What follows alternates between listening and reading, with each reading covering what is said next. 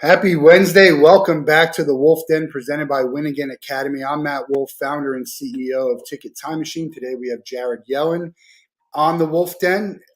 How's everything going today? It's rocking, man. Thanks so much for having me. I love what you're doing with this. It's an honor to be here. Excited to be an open book, answer any questions you have, and just create as much value as possible for your audience. But really, thanks again. I absolutely love what you're doing with the show. Yeah, appreciate that. So I play poker with Nick Mershon, who probably will pop in here at some point, and I think that's how we probably got connected. I also see your stuff on LinkedIn. But for those who don't know who you are, give a quick introduction, and then we'll get into everything you guys are doing.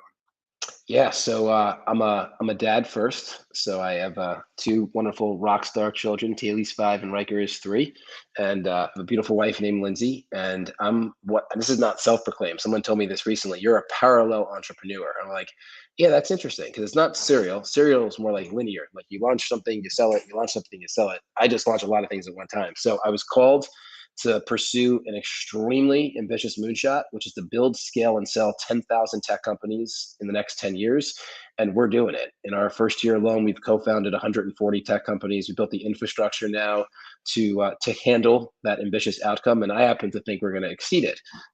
Lots of velocity, lots of momentum, and a ton of positive impact. Well, yeah, it's a ambitious is I don't even know what's the word above ambitious. Whatever that is, that's what it is. You're a dad. I'm not. I have no kids. I have three nephews and three nieces. Um, what does something like yesterday do to you? Yeah, there just has to be change. Last week I had a really close friend of mine tell me that someone in his office called him up crying because their 23-year-old daughter got into a car accident and died. And it's like it's just unexplainable. Like it's like what does that even mean? Like that's just who in the world predict that? Why is that caused? And then yesterday is that just exponential because there was intent behind it. Like the girl that got into a car accident, I'm sure the person she got into a car accident with wasn't looking to kill her. It was just a really unfortunate sequence of events. Like there was intent yesterday. It's time that we have the right message, the right leadership. We have to make a change as a country. Like there's too many incidences like this. There's too many young people that are suffering. There's too many drugs that are being prescribed to young people to suppress parts of their life that then cause these hallucinogenic moments. Like things just have to change. Like it has to be a change to source. And but yeah, I mean, hugging and kissing the kids more than ever, and being grateful that they're happy and healthy and safe, and committing to ensuring that they have a great example in their life because that's really important. Yeah, and you're. I mean, I don't know you, but what I know about you, you're in the moment kind of guy. Let's put everything on the table, and now is the time, right? And I'm like that too. But why does it take stuff like this for us to really grab onto life and take a closer look, and then we kind of forget about it until the next one happens? Which unfortunately in the U.S. and I'm not even just talking about a shooting, some type of tragedy, whatever that might be. Why do we always do that? I think that a fundamental issue, like for humanity, is the lack of value around time. Like time is you can't replace it. Like when it's done, it's done. Like it's over. Like that statement I just made is in the past, and I'll never have it again. And as a result of not honoring time, what often transpires is people have to hit rock bottom or have a situation like that to start recognizing the value of time until they forget it once again. So for some reason at a young age, you can ask my parents this, fanatical about time. Like I don't know if it's a previous life where I passed away early and I realized like how important every second is, but I'm really intense with time. Like to a point where like every second of every day is scheduled intentionally because I get everything done, including the time with my kids, and my team knows it. So it's completely barricaded off, and I'm only focused on that time with my kids. So I'm just really intense with time. I don't know when the last seconds will be, and I have to know that every second that I live, I gave it more than I even thought was possible. But I believe it's an issue of time. I think people just don't value it enough. Do you Would you want to know? I said I just saw Tim McGraw in concert. "Live Like You Were Dying." Great song. I love it. The message is. I mean, I do try and I don't live like I was dying, but I live like I don't know when I'm going to die. Would you like to know when your time is going to be up? Would you want it 24 hours, a week, a month, a year? If you could, where would you fall there? No, I wouldn't want to know. I want to just I'm really naive. Like part of why I've been able to create what I've created is the fact that I'm naive to possibility. So as a result, I believe everything's possible. And there's not 1 ounce of boundary to my thinking ever. Like for better or for worse. Like that's just how I operate. And that to me is the same thing about life. Like I believe I'm gonna live literally forever, but I'm still fanatical about the seconds that I lose every second. Yeah. And it's like this really crazy tug of war, which means like I have forever and never to produce the outcomes that I've committed to. I have to like do have to, and which means I have to go now. And the other thing too is what most people do is if they have something that they're going to commit to, before they even commit, they have to figure out every single detail because they don't like uncertainty. So with me, I do the exact opposite. I commit and then I just have to be one detail ahead at all times. Like at all times, just one detail ahead. I think So like with this whole moonshot of build scale sell 10,000 tech companies in 10 years, if I had to figure out every detail before doing that, I wouldn't have started for 100 years because there's just so many details. So instead I'm like, I just committed and I have to just be one detail ahead at all times. I think that's how I operate now. I don't know that I always did, but definitely with Ticket Time Machine and the Wolf Den, it's kind of like, let's go, do it. I always say for me, that was the hardest part is just starting. And that's sort of what you just said. Like, if I didn't start until I figured it out, like, it doesn't have to be perfect, it has to be good enough. And let's figure it out as we go. You are part of the Cardone family, network, community. How did you get involved in that? And talk a little bit about that. So I launched a company called Project 10K in June of 2020, so almost 2 years now. And Project 10K is a tech ecosystem, and we're committed to building, scaling, and selling 10,000 tech companies in the next 10 years. And about a year ago, Grant heard about me and he said, "This dude is crazy or he's onto something, but I got to meet him." And at the time, I was living in Naples, Florida. So he invited me to come out to his office. I knew of him, I didn't know him personally. And but I was excited to meet him. I'm impressed with obviously what he's done. But more than even that, I'm impressed with who he seems to be as a dad and as a husband, as a leader as well. And we hit it off. We spoke for literally hours that first day. And he said to me, as we were in this dialogue, he goes, I have to support this project. Like, I just love what you're doing. It's creating an even playing field. It's giving people an opportunity they didn't have. That's what he stands to do. Like, everything he's done in his life is to create an even playing field for more people. And as I'm sitting in his office and he's like, I want to support this project, I'm like, what could Grant Cardone do to support this project? Because in some ways, he's kind of like the antithesis of what we're doing. Like, he tells people, don't invest in anything you can't touch, right? He's a real estate guy. Well, the stuff that we're doing with tech, you can't touch it. It's all software based, so you can't touch it. So as I'm sitting there, I'm thinking to myself, well, he's kind of polarizing, right? People love him or they hate him, which is cool. I'm on the love side, but he's kind of polarizing. But universally, even his haters, they know he's a great investor because there's not many people that have invested their way to produce what Grant has produced. Like that's really self-made. That's a really difficult thing to accomplish. So as I'm sitting there, this happened in a matter of like 4 seconds. I did this quick thought process. I'm like, well, if he invests in Project 10K, even though I'm not even raising money right now, like that's kind of like a stamp of approval because everybody knows he's a great investor. So I'm like, Grant, why don't you invest in Project 10K? And he goes, I'm in. So he made a sizable investment, which was wonderful. And he said, but I want to do more with you. So I'm like, well, what do you have in mind? He goes, I had this idea. Let's launch an initiative called 10X Incubator powered by Project 10K. And I'm going to go out to my audience of tens and tens of millions of people with a brand new offer. And the offer is, do you want to co-found a tech company with me? And they're going to fill out an application. Your team is going to review it to see if there's potential, is it viable? And if you guys say yes, we'll all co-found the company. Like you'll co-found with them and I'll take some equity and as a co-founder as well. And once the company matures, then I'll do what I do and I'll promote it and bring awareness around it. And that was our first true strategic alliance to generate deal flow. It worked extremely well. It led to a very strong friendship between Grant and I as well. And since then, we've launched 8 other versions of it with other thought leaders like Grant. But we really built that model with him where we're like, okay, let's leverage someone else that has an existing ecosystem that's relevant and see how we can bring them into our ecosystem with a brand new offer that no one in the world can make because they don't have the infrastructure that we have. So it's been a really wonderful friendship and business partnership as well. What I want to go back. and ask you a weird question. Have you ever had the miso sea bass at USS Nemo? No, I've not. No. It's my favorite restaurant in Okay, Naples. cool. We go there all the time. Oh, awesome. Love Naples. The 10,000 tech companies in 10 years. So you don't have to be good at math to figure out how many that is per year. You're Yeah. at 100 and something in the first. At what point do you start to build in the thousands per year? I mean, you have to start soon, right? Yeah, by year 4. So we actually have an entire trajectory on how we get there. It's more backloaded than it is front loaded Right. because there's certain milestones that we hit that just make everything progressively easier. In many ways, we've kind of built infrastructure now where we could do it, but I don't want to do it yet. Like the whole premise is as because it's not just about them starting the process with us; it's about them launching.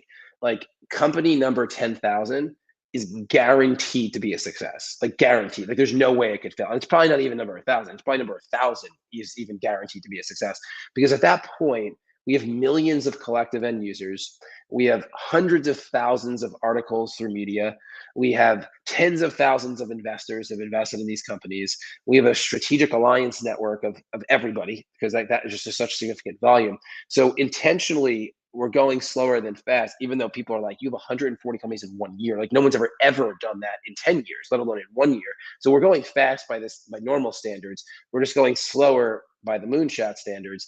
But I think we're going to go over 10,000. And the reason I say that is, and A, it's going to last longer than 10 years because at 10,000, this is easy. Like, why would we stop when it got really easy, right? But one of the other initiatives that we're pursuing is our holy grail moonshot is to build, scale, sell 10,000 tech companies in 10 years.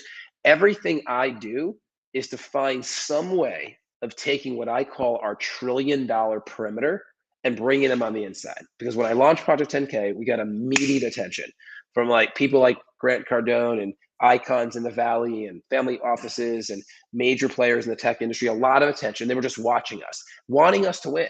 Because they're like, you win, it really changes the world because you're democratizing technology and decentralizing it. Like we want you to win. They just weren't able to find their place because the original offer was if you have a tech idea, we're your partner. We then expanded our offers and said, okay, if you have influence over people with tech ideas, let's partner. That was Grant and many others as well. The next offer was, hey, for the first and last time, we're going to fundraise for Project 10K, and we're inviting 100 qualified people to invest $100,000 each to become what we call one of our 100 change makers. So as a result, people on the perimeter that had the criteria stepped inside. Now they're co-authoring the story with us. The next thing we said was, okay, we're now launching a fund, a pre-seed, seed, and Series A fund, multi-billion-dollar fund. Now I have a lot of like institutional type of organizations that want to invest not in individual companies, but like in a fund that are now taking a step to the inside. The next thing we said was, okay, now we want to have physical locations around the world. So we've launched a licensing program to have 1,000 Project 10K tech hubs in 1,000 tier 3, 4, and 5 cities around the world. Places like Skokie, Illinois, highly academic, like very smart people, highly wealthy people too. Like but not that big of a city. It's under 200,000 people in Skokie, and there's no tech infrastructure, but there's a lot of tech ideas. So we're licensing our playbook, our marketing, our branding, etc., to open up Project 10K Skokie, Illinois, as an example, which is a physical location in Skokie to bring local tech together to scale globally. That took a lot of people from the perimeter and had them step inside. And we're now launching what we call Project 10K Exit. And Project 10K Exit is an actual entity that will support companies when they're ready to sell.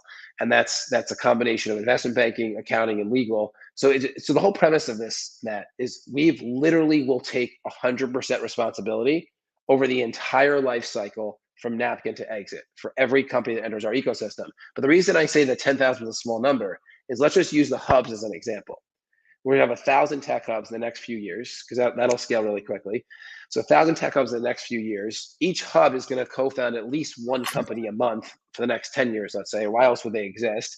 Well, that's 100,000 companies right there. So these really ambitious like moonshots that any of you have that are watching this, the way that you make it just attainable and even easy is you have other initiatives that you deploy that make the holy grail moonshot just more likely. Because right now, someone could say to me, even just having 1,000 hubs is unbelievable. And listen, there are many organizations that have 1,000 franchises or 1,000 licensees, like, and that's all that they do. That's a piece of what we're doing to produce the outcome. There are many people that I know that run $100,000 mastermind groups, and they have 100 members. That's all. That's it. That's what they do. That's just a piece of what we're doing to support the outcome. I know many people that run multi-billion-dollar funds. That's all that they do. That's a piece of what we're doing to support the outcome. So that's my belief. Have your holy grail moonshot, and then have really big moves, really big initiatives that you deploy to make it easier to hit the moonshot, but partner with the right people on the individual initiative. So that becomes their main thing, and it supports the big thing that everybody is striving for. I had a conversation around goal setting. I have a strong beliefs about goals and quotas and all that in big corporate sense, but in the when someone was asking about goals, and I said I don't really have like a lot of goals. I want to have a ticket time machine suite at this swamp by 2025. That was a goal I had. But other than that, like, 500,000, a million, 400,000, and it doesn't mean anything to me necessarily if I set that goal, because if I don't reach it, I still could be very successful. And so when we talk about 10,000 companies, first of all, what happens if you don't? I know, we're always confident. What happens if you don't hit 10,000 companies? Is there any, I mean, what happens? We will though, right? Because like I know. I'm just saying, but the let's just 10 say, years is like an arbitrary thing. So we might hit 10,000 in year 17 and then hit 100,000 on year 20. right. Like the whole premise of this is once the infrastructure is built, it's just built, and it already is built, right? So the only reason we wouldn't hit 10,000 is because we didn't actually get 10,000 viable ideas to flow through. And It's not an that's issue of our possible ability. too. But my question is, if you don't get 10,000 in 10 years, nothing really happens, right? This thing is still going to be a major Still success. going. I'll tell you, my mom asked me a question like 6 months ago. She says, "How will you know you made it?" And I said, "I'll know I made it when no one even knows I started it." And that's really important because this is not like a Jared ego play. Like I actually have no desire to be even known within the context of Project 10K. Like the fact that my kids think the world of me, my wife thinks the world of me, like I'm good. Like, and my team believes I'm a great leader, and I know that I am for them. But this is really not about me. This is about the project, so it'll never end. Like I actually believe Product 10K will go on for hundreds and hundreds of years. Like there will be a whole new era of people that are running this project, which is why like I believe we'll have millions of companies over time. Because in the next 300 years, there will be millions and millions of tech companies that launch. I just know we have a better way of doing it because Yeah. there's only two ways to do it. You're going to either do it completely on an island by yourself, which is what currently existed before Product 10K, and that was my original story because I've done this once already. Like I'm a non-technical tech founder that scaled his first B2B SaaS platform to tens of thousands of users. And I did everything that you could do wrong, but I made it. And I'm like, okay, now that I learned what not to do and what to do, I can do it 10,000 times. Like that's how all of this evolved in the first place. But I did it on an island by myself. I had to figure out everything by myself. The power of what we've built is it's an ecosystem. And in an ecosystem, everything is shared. There's shared press, there's shared end users, there's shared investors, there's shared relationships, there's shared emotional support, there's shared strategy. So as a result of the sharing nature of what we've created, it just makes it easier, like than doing it on an island by yourself. So I believe this becomes the standard of not even just tech. I think entrepreneurship at large, but for what we're doing, tech. Well, I was going to say, why just tech? I mean, it would be expanded faster and could be potentially bigger and better if it wasn't just tech. So why just tech? It'll evolve. Yeah. So one of the rules that we have internally is at any point in time, we can change our mind. And this is the ultimate of liberation. Like everybody has the ability to change their mind. Like everybody. I believe right now in our country, if certain leaders said to something, I was wrong, I'm changing my mind, everything would resolve. The fact is, most people, they stand on their thesis, even when they know it's broken because their ego is going to be bruised. They're going to be embarrassed that they stood for something and now they've changed their mind because they have more data. So instead of having the courage to be like, I changed my mind, I was wrong, they just keep going deeper and deeper and deeper. And it creates a real issue. So at any point in time, we can change our mind. Like the 10,000 tech can become 10,000 Pizza Huts if we want. It could become anything, right? Because we could change our mind. Now, it won't become that. The reason, though, for tech is I don't know of any business venture that you can pursue where you can keep team very, very lean on a company by company basis, but produce valuation that you can with tech. Like I don't know of any business like that. Like usually there's an exchange of like human resource to value. Like there's like and it's like Like for every one person, you can make $300,000 on average, whatever that number is. Like with tech, every one person could make $10 million, like when done right. So that's why we start here, but I'm sure it will evolve. Yeah, I worked for LexisNexis Risk Solutions, one of the biggest Oh, companies in the cool. world, and it was always like it's crazy to me sometimes the hard line they took on pricing when at the end of the day it's just a flip of a switch. It doesn't really cost you anymore to give someone else access to it. So my opinion, if I was running this, let's give as many people access to this who will love it to tell more people, and just by volume of user, not have to say we need to make X amount of dollars from every company or person. Yeah, yeah. So we have. So one of the things that I'm very passionate. Like if I had it all my way, right? And it's not all my way because we have a beautiful team now. Is I would only pursue business to business SaaS. That's all that I would do. B2B SaaS. And SaaS, for those that don't know, is software as a service. It's subscription based. The SaaS that makes it becomes a utility in a life of the business. That's what I'd focus on because I believe that is the easiest thing to validate. You can validate very quickly whether you are actually solving the problem. Things outside of that I find more difficult, but that's just because that's also where I started, right? Like I know that world, like so I know how I did it, I know what I did wrong, I know what I did right. So we do gravitate to that, but we have marketplaces, we have social media platforms, we have B2C SaaS. Like we are so diverse. We had recently these rock stars in Web3 approached us and said, like they're really good at what they do, like they're good at building platforms and programs and things like that in Web3. They're not that great at the business development side of it.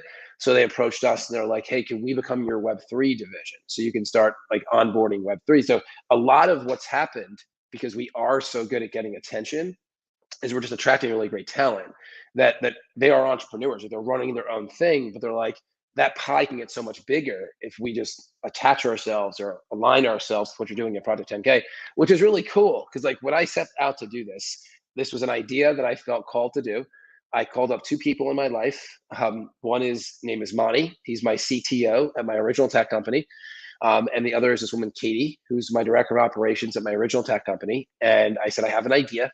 I'm going to do it with or without both of you, but I can't imagine you not being involved. Let's build, scale, and sell 10,000 tech companies in the next 10 years. And without even taking a breath, they said, we're in.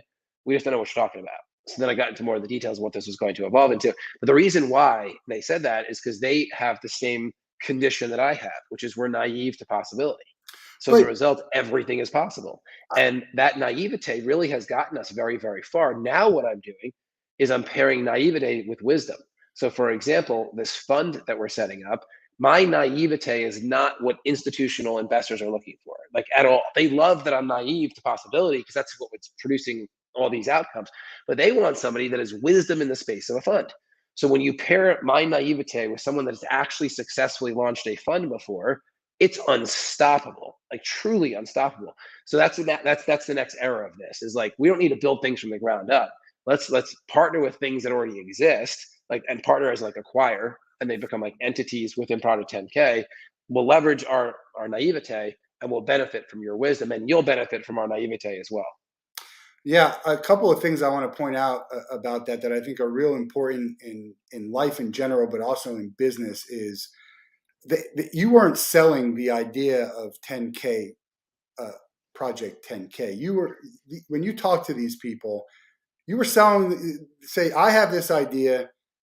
I want you to be alongside of me, and they're saying, I believe in you, and I want in. Right. So it's a lot of it's like we're not selling this. We're not selling a product or something. We're selling an experience. We're selling ourselves, and this is why people will want to at least hear what you have to say, and then want to actually come join you.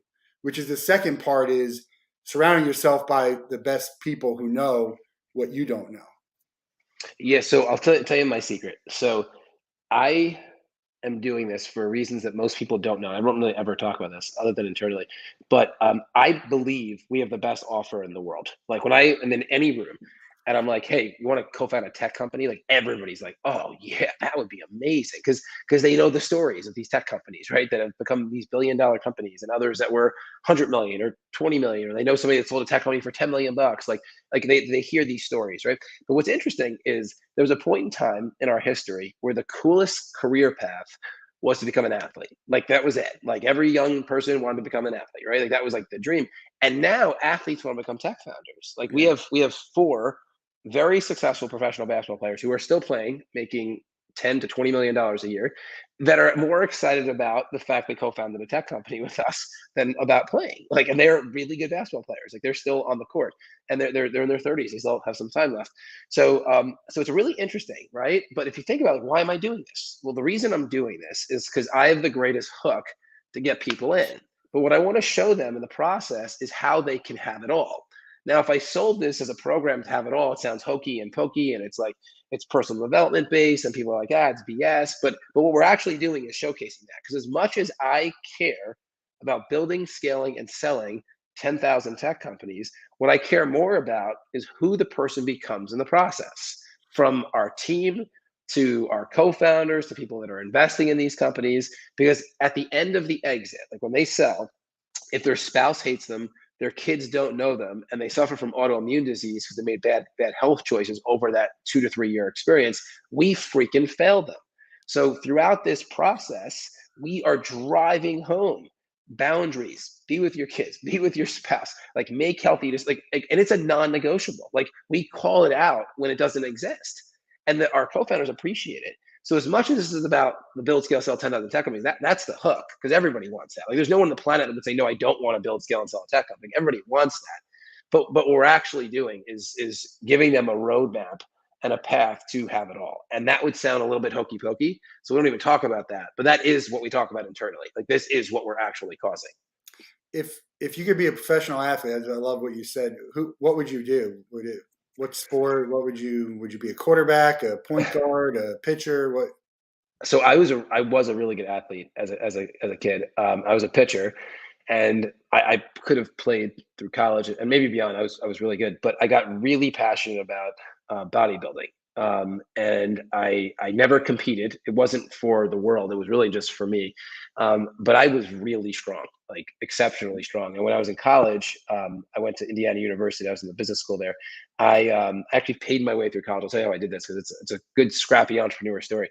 But I was extremely strong. No one realized how big I was, because when I would go to the gym, I'd always wear sweatpants and a sweatshirt, because I wasn't doing it for that. I was doing it just for me.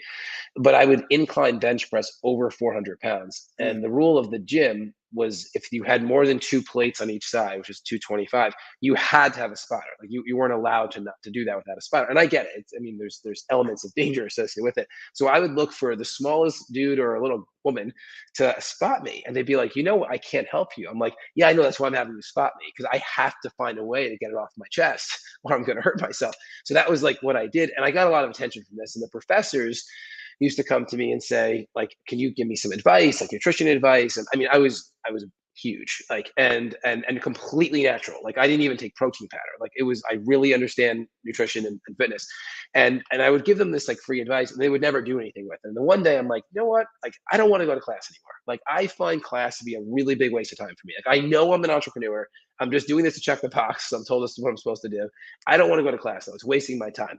So I approached my professor and I said, here's the deal. I'm going to make you healthier than you've ever been in your entire life. I'm going to knock 10 years off from where you are right now, but you're going to pay me to do it. We're going to train in the gym. And when we're in the gym, you're going to tell me what I need to know to pass the exam. And I'm never going to come to class again. And that's literally how I got through college. I paid my way through college by building this really successful training and health business. And I never went to class. I didn't even take finals. Like I changed their life so significantly, they just like passed me.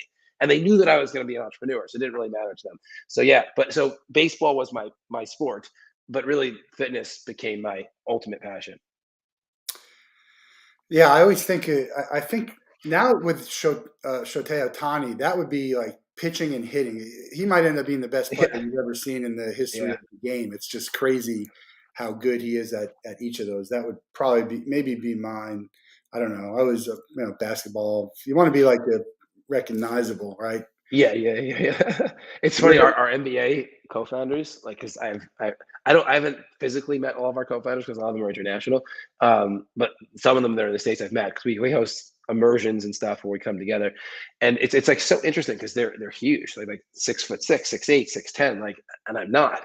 And so like they're like huge, and like on the court, they're like savage animals. Like they're so Yeah. damn good. But as entrepreneurs, they're really insecure, because like that's not the court for them. Like it's not the place where like they're yet in their flame. They got great ideas, but like they're not as comfortable there. So like they look at me, I'm like a savage animal in entrepreneurship, and like I look at them like they're a savage animal on the court. But it's really cool. Like when you are self-aware, and you know your flame, like you know it, like it's undeniable. And the more that you live in it, and then you find others that have self-awareness around their flame, and then you find ways of working together, you produce a bonfire. And bonfires are like unstoppable. Like they just like in real life it's for worse, but in entrepreneurship for better. Like it's just an unstoppable force. So we have hundreds of employees now. I started with three, and in the short time we've grown a ton. And like that's what we look for. Like we like really look to identify flame, and we're like, does that flame complement other flames? Because if it does, our bonfire gets even stronger. And that's really how we've pulled this off.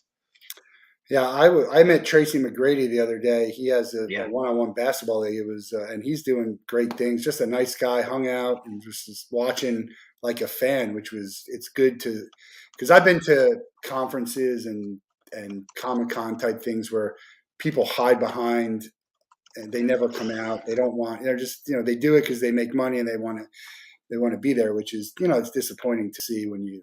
That's why some people don't like to meet their heroes, right? I mean, you just never know. Are they going to be? What is it going to turn out? Is it going to be? Are they going to be nice or not nice or cool or just rude to you? Um, but yeah, but I'm the people in sports, and I belong to a couple of networking events. The stuff that they're doing outside of sports and off the field is really incredible, and there's no reason to think that they can't all be successful at it. Well, no, they have the work ethic, right? Like that or they wouldn't be where they are. So they have the work ethic, and they have a lot of attention too, which is also important. And the reality is, there's an expiration date on their ability to be an athlete. Like that doesn't. I mean, like Tom Brady is an anomaly, right? Like there's not a lot of Tom Brady's, and there won't be a lot of Tom Brady's. Like LeBron James is approaching the point of being an anomaly at this point, right? So like the commonality is like you got till your mid 30s, and you got a lot of life ahead of you, like a lot of life, and you can then choose what you do with it because you have a lot of attention. You have some good money as well, and you have a strong work ethic. And if they deploy those three incredible assets into entrepreneurship, what they'll do off the field is exponentially more impactful, both from a human perspective, like helping people perspective, and then from an economic perspective. There's really a great example of this.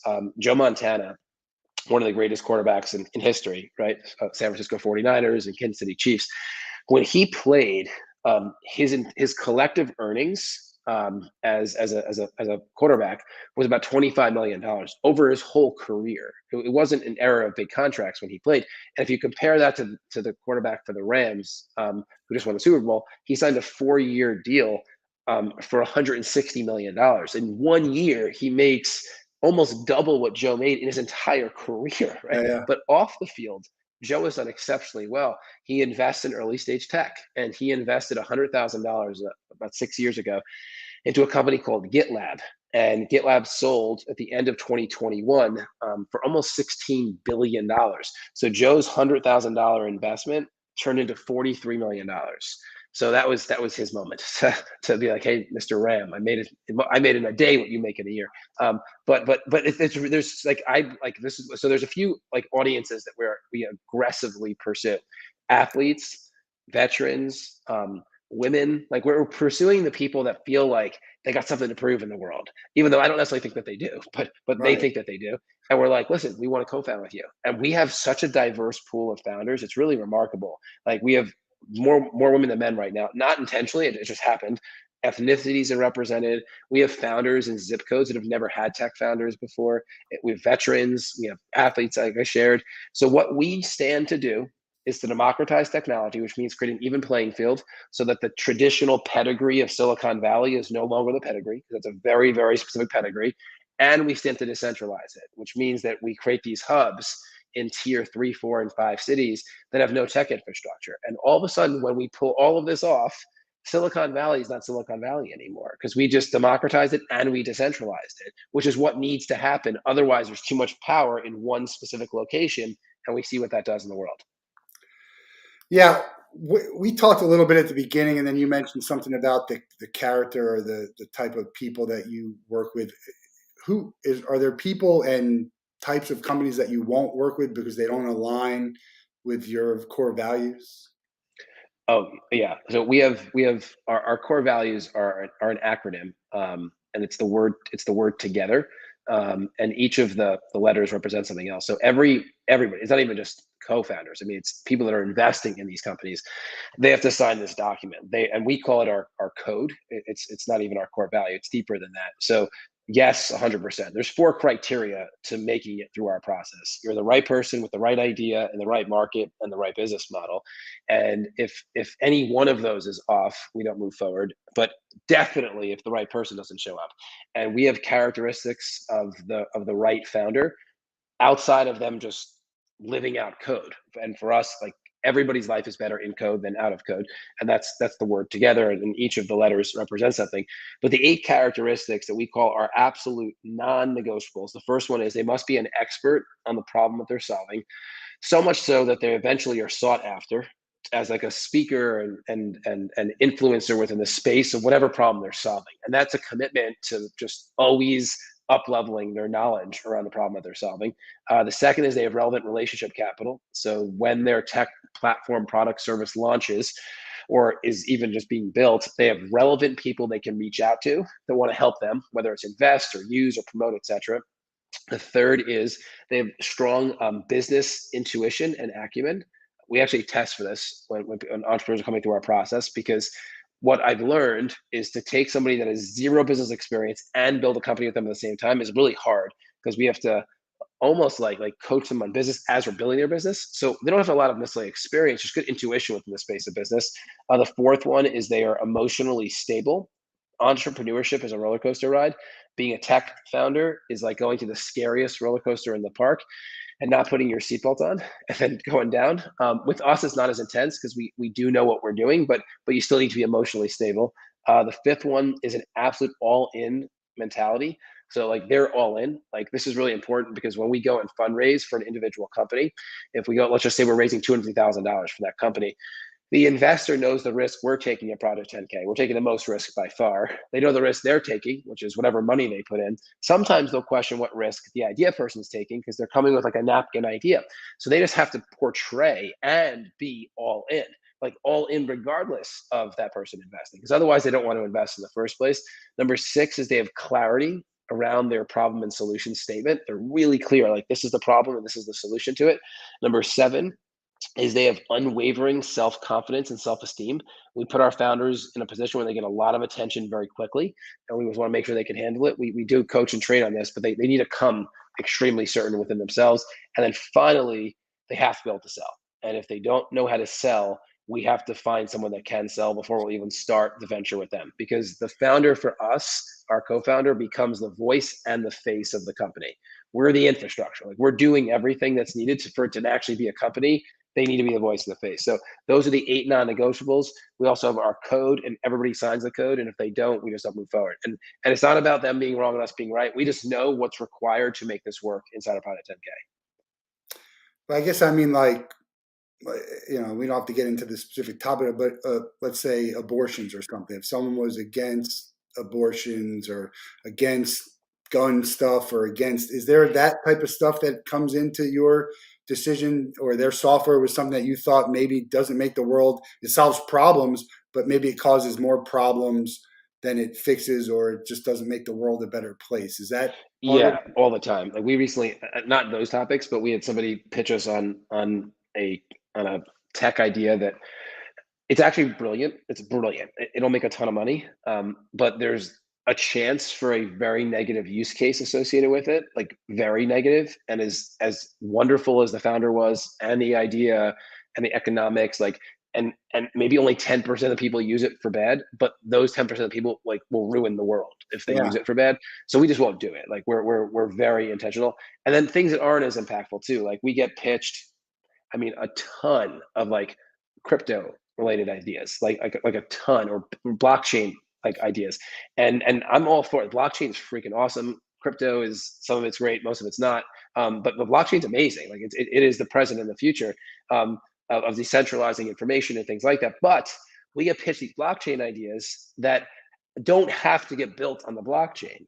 And when we asked the person why are you saying it needs to be built in the blockchain? Their response is because the blockchain's hot. And I'm like, yeah, but that's going to water down the blockchain. Like, we got to use it for the utility that it's built for. So we also say no for that reason. It's like mainly maintain integrity within the things that exist in the world today. Um, yeah, it's we don't just say yes. Like it's we there's a lot of things No, that I we get are that, looking for. obviously. Yeah, it's like because know why? When we say yes, I want to almost guarantee the outcome. Now, obviously, there's so many things that could happen in the world, but I almost want to like if we say yes to you, we guarantee we can sell this company. And like and listen, like that's ridiculous that statement. But if we're going in with doubt, like then we're not going to even say yes. Like we have to go in with like, yeah, this thing is we got this thing. Like we're going to really build scale and sell this company.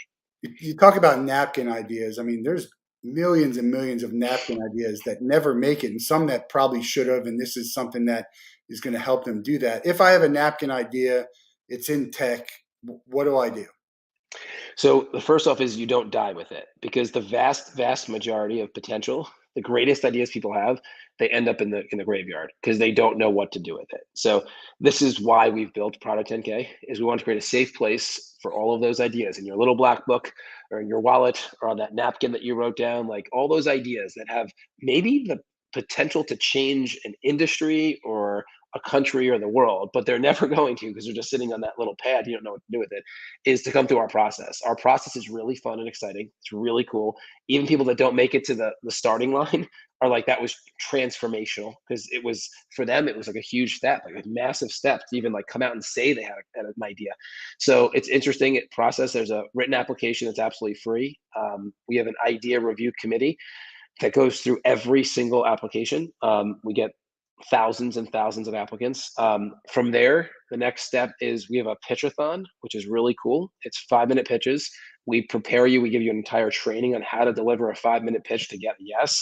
And there's a specific like series of things that you touch on. Our goal is to say yes, but obviously we can't say yes if there's those things aren't present.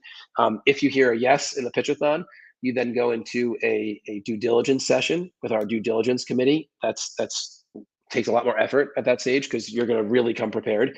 You're going to do market research, but we train you, like we give you exactly what you need to come prepared because we want to say yes. We just have to find certain things to say yes to. Due diligence is about an hour to an hour and a half presentation with at least 3 executives on the team, and there's 7 others that will review the recorded session and the supporting documentation. After everybody reviews it, we come together and we debrief. But debriefing is a 1 to 3 hour process. And when we're debriefing, we're pretending like it's our idea. Like, what would we do with it? Like, and if we see that it's viable in the debriefing session, we then step forward into co-foundership. And the next step from co-foundership is a program that we run called the Validation Challenge. It's really freaking cool. It's very intense. It's 60 days long. We'll have 12 companies traditionally that are doing this each month. And what we're looking to do in that 60 days is build a minimum viable version of the idea. So there's actually something that can onboard users and cash flow with a very strong go-to-market strategy with resources. And then the outcome is we have to hit a specific revenue-based KPI within 90 days of launching. So it's like, and by doing that, we just validated that there's a place in the world for your idea. We then use that revenue to reinvest to build a platform out further, or we raise capital off of revenue. So we're not raising capital just off of an idea. Or it's perfect the way it is. We just continue to grow it. We've decided at that point. And then our model is really unique. It's 0 to 1, 0 to 1, 0 to 1, 0 to 1. So what that means is build, scale, sell. And we have this internal rule, which is the world is going to end in 18 months from the day that we launch. And we want to make sure we all get paid for all that hard work we put in. So we have to do something over that 18-month time frame to build enough attention and create enough value so that we at least get a check. We don't have to accept it. We can always say no, and we can go for another 18 months if we wanted to. We have to do something radical. But the reason we do it this way is it forces people out of a space of complacency. It forces them out of the space of second guessing. I believe that the average person will think about something 19 times before they make a decision. I'm making that up. I don't know if that's the number, but let's just say that's the number. Well, as they're thinking about one decision 19 times, I've made 19 decisions. So even if all 19 were wrong, I'm still outpacing them because like even the wrong decision is momentum, right? So that's what it forces. And if I had it all my way, we sell every company at the 18-month mark. It's not always my way. Like that's not always what it looks like because it's co-foundership.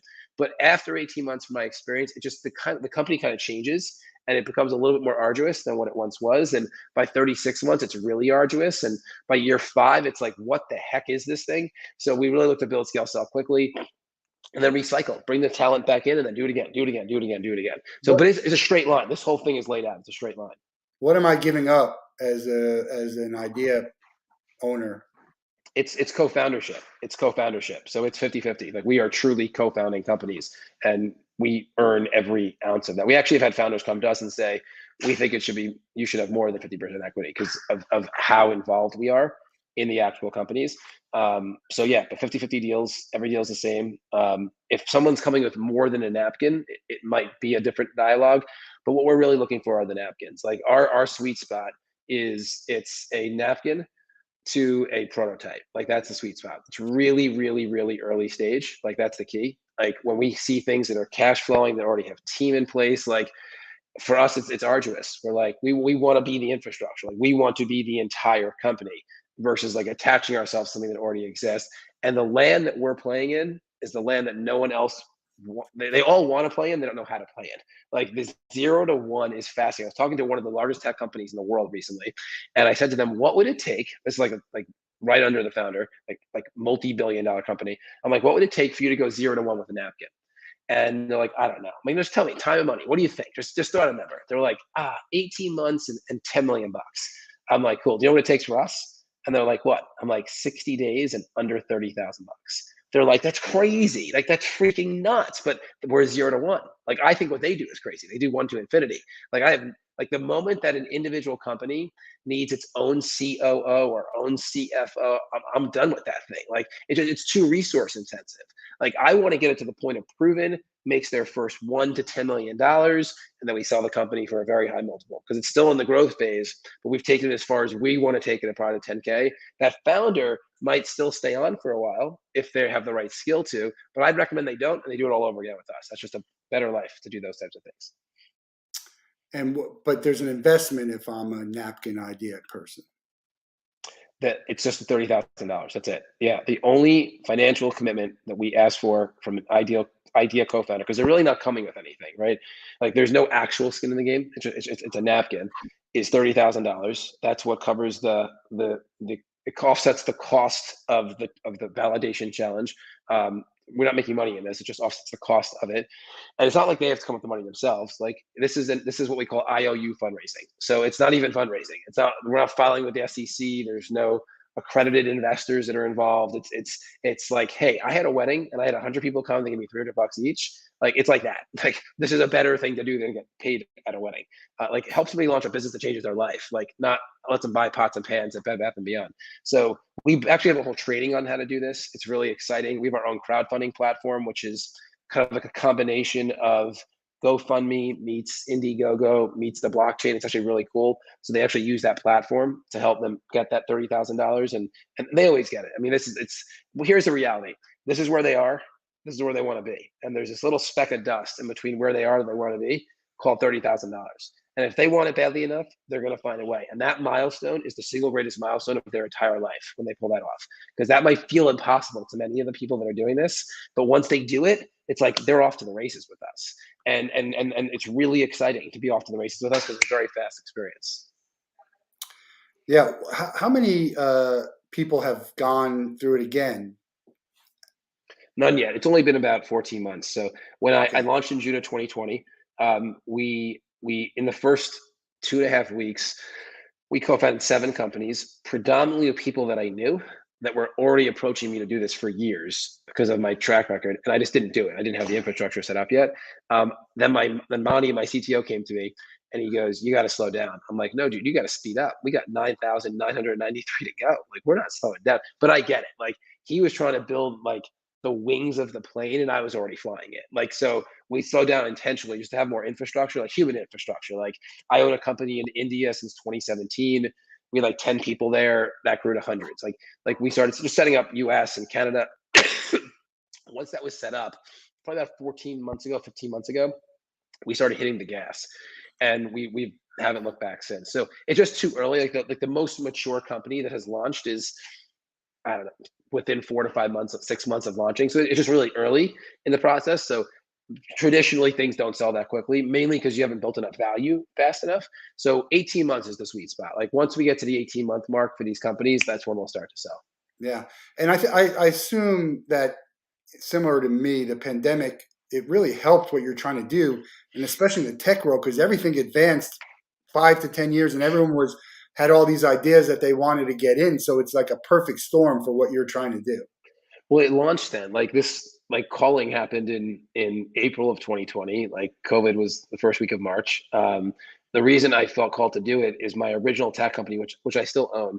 I became obsolete in it. Like I had no day to day role, which was awesome. I'm like, this is amazing. I'm 35. I have two young kids. I'm happily married. We got a great life. I'm like, what's next? And for me, what was next was my moonshot. I was going to do something that was going to shake up the world. I was going to go down trying, and what I committed to was doing what I just did with that first tech company, but 10,000 more times by 2031.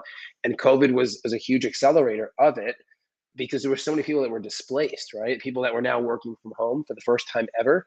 And they're like, I am never going back to that corporate job. Like I am the moment I have to go back, I have however long it's going to be to figure out what I'm going to do next. So it was just like an influx of people. It also, any situation like a COVID, like, I mean, anything, recessions do this. Like 9/11 does this, like any event that's like so impactful, what it does is it exposes and it creates inefficiency. And then that's the reason why like the most billionaires are produced during things that are like that are hurting the country and hurting the world. Like they're produced because they actually find these inefficiencies and they build solution around them. So that's another thing that happened was like things that didn't appear to be inefficient before became really inefficient. And there was change talkers and there's change makers, right? Like those that are talking about the change are not actually doing anything. Those that are making the change happen are the ones that came to us. We co-founded companies with them. So yeah, it was definitely an accelerator. But there's like just this world of ideas. I had a call earlier today with a friend of mine, and he has like his little black book, he calls it. He's like, Jared, I probably have like 300 ideas in there. And if I had to guess, it's probably about $1 trillion book. Now, it may or may not be, right? But like, I love that. Like, I love that. Like, that's so cool to me, right? And like, that's amazing because it may or may not be, but I can guarantee on his 300 ideas, there's at least 3 to 30 that are absolutely worth pursuing. Like, and most people's ideas will just stay in their black book forever. They won't actually do anything with it. Yeah, I had probably in my life 3 to 5 ideas that if I would have moved forward with it would have done very well. And I mentioned earlier, like just doing it, like getting over that first obstacle, it feels like it's Mount Everest, but it's not. And once you get over that, you'll be able to just move forward. And you know, a lot of the traits that you said you're looking for, you need, whether we're working with 10 Project 10K or not. But that's, you know, we all have these ideas. Some are crazy. I was talking on my poker game, like I had an invention competition when I was young, and I brought Velcro sneakers, which were already invented. Like we have all these ideas, and like half the stuff is we're inventing. This other guy, Drew, on in the team, he's like, I invented so much stuff that's already invented. But maybe what you're doing is better than what they're doing. That could You don't have to necessarily reinvent the wheel or do You something that people shouldn't. No, aren't that's the doing. thing is you shouldn't because like those are the things that they take too long. Like there in the market, there's a thing called the red ocean and the blue ocean. Those are like the two extremes. The red ocean is a highly competitive market. The red ocean is bloody territory because all you're doing is you're fighting for space. And the only way to win in a red ocean is to outspend everybody else around you. So I'm anti red ocean because everybody loses. It's like a race to the bottom. The other extreme is a blue ocean. And the blue ocean thinks that blue ocean, everybody thinks blue ocean is great, right? Blue ocean is immensely risky though, because the blue ocean represents an end user that doesn't even know they have a problem yet. So you have to first spend time and money educating them on a problem they don't even know they have. And then they're like, okay, fine, you win, I have the problem. And then you spend time and money educating them on your solution to a problem they didn't even know they had. So it's so much risk. So what we look for is the pink ocean. And the pink ocean is what you're referring to. It's the end user who knows there's an inefficiency. If they know there's something off in their personal life or in their business, and they're seeking a solution. There are things that exist, they're just not optimal. So they're either using the suboptimal things or they're not doing anything right now, but they know they should be doing something. That's the market to enter. And a great example of this, because we have this saying, which is within every $1 million business, there's a $1 billion feature. But most businesses, they never find the $1 billion feature because they're focused on the $1 million business, right? So the greatest example of this that I know of is a company called Slack, which you might be familiar with. It's like a chat Mhm. software. So, but the story of Slack is really interesting because the original company for Slack was a video game company. And the founders built Slack as a chat software for the gamers to talk with each other. The video game company went out of business. The founders sat down and said, what do we do next? And they're like, well, this chat software is kind of cool. Now, please realize, Matt, there was dozens of chat softwares up to that point. It wasn't like they invented chat software. There was plenty of things that No. were doing chat, but it wasn't a red ocean yet. It was definitely not a blue ocean. It was a pink ocean. The other chat softwares were just not as effective.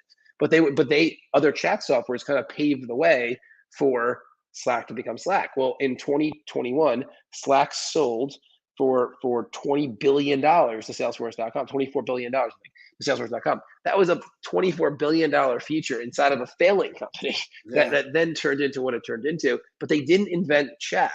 Like that already existed.